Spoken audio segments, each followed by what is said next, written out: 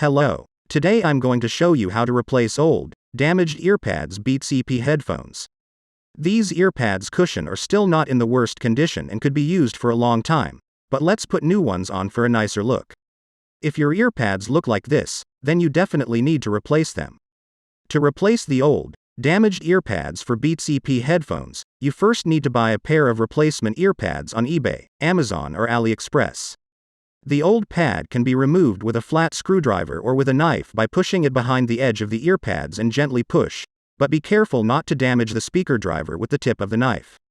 The old double-sided tape must be removed, as it will disturb the installation of the new earpad cushion.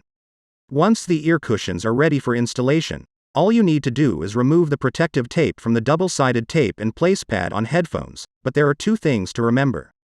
The sewing seam is down and the earpad holes need to be tapped on top of the plastic pins.